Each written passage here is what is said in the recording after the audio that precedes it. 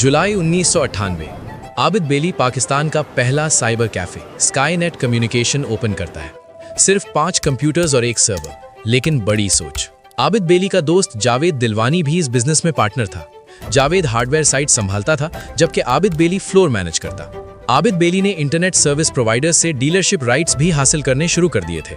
सबसे पहले पाईनेट आया, उसके बाद आबिद बेली ने कन्विंस किया कि अगर travel agencies multiple airline sell कर सकती हैं, तो मैं मल्टीपल आईएसपी सेल कर सकता हूं। और फिर जैबनेट, सुपरनेट, नेटलिंक, हाईनेट, फास्टकॉम, आबिद बेली ने सबको अपने नेटवर्क में ले लिया। सिर्फ इंटरनेट ही नहीं, वो मोबाइल कार्ड्स भी बेचता था। इंस्टाफोन, पैकटेल, जैज और इंटरनेशनल कॉलिंग कार्ड्स भी।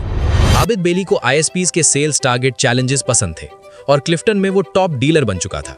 बिजनेस ग्रो करने लगा और खारादार में दूसरी ब्रांच भी ओपन कर ली। जावेद का भाई जो क्लिफ्टन वाली जगह ओन करता था, उसने एक कॉन्फ्लिक्ट क्रिएट किया और फिर आबिद बेली को स्काईनेट कम्युनिकेशन से अलहदा कर दिया गया। कोई कॉन्ट्रैक्ट नहीं था, कोई प्रूफ नहीं था, सिर्फ ट्रस्ट था। पार्टनर पर भरोसा करके 2 साल की मेहनत एक दिन में खत्म हो गई। लेकिन आबिद बेली नहीं रुका। वो सीधा अपने चाचू के पास गया और 7 लाख रुपए उधार लिए। उसे दोबारा स्टार्ट करना था और यहीं से शुरू हुआ बेलीज नेट सिटी।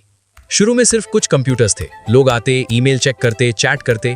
आबिद बेली सिर्फ कंप्यूटर्स रेंट नहीं कर रहा था, वो लोगों को फ्यूचर दिखा रहा था। बिजनेस ग्रो होता रहा। पहली ब्रांच, फिर दूसरी, फिर तीसरी और सिर्फ 11 महीनों में 4 ब्रांचेस खोल ली। फिर आबिद बेली ने क्लिफ्टन में एक इवेंट किया, इंटरनेट लूट मेला।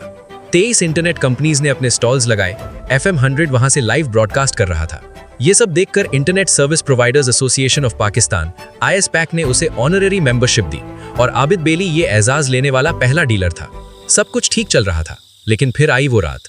पहली गोली, क्लिफ्टन ब्रांच लूट लिया गया और 14 लाख मालियत के कार्ड्स, कंप्यूटर्स सब गायब। फिर दूसरी गोली, सोल्जर बाजार ब्रांच भी लूट लिया गया, सब कुछ खत्म। और फिर तीसरी गोली, खारादार ब्रांच भी साफ। सिर्फ 2 महीने के अंदर 3 ब्रांचेस खत्म। आबिद बेली के पास सिर्फ एक चीज बची थी, उसका हौसला। उसने कर्ज उतारने के लिए अपनी कार भी बेच दी।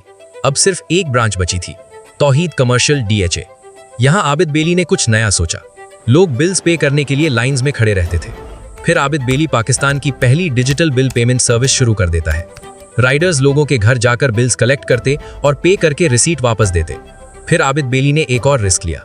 इंटरनेट कार्ड्स, कॉलिंग कार्ड्स और मोबाइल कार्ड्स पर हैवी डिस्काउंट्स ऑफर किए। लोगों की लंबी लाइंस लगने लगी और फिर वो डिजिटल कार्ड ट्रेड का किंग बन गया।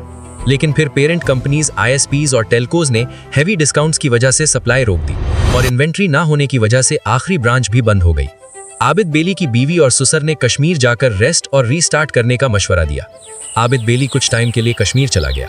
वहां एक वेबसाइट याद आई, bellycity.com, जो उसने कैफे के दौरान बनाई थी, जहां वो इंटरनेट पैकेजेस और ISP प्राइसेस ट्रैक करता था।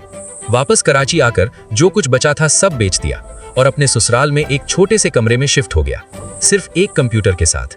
सिर्फ एक चीज बाकी थी, वो URL। फिर 2001 में उस इंफॉर्मेशनल वेबसाइट को पाकिस्तान का पहला ई-कॉमर्स पोर्टल बना दिया। साइबर कैफे का दौर खत्म हो चुका था, लेकिन एक नई दुनिया शुरू हो रही थी, डिजिटल सूक। नेक्स्ट एपिसोड में हम जानेंगे दुनिया के 22वें ई-कॉमर्स पोर्टल का सफर।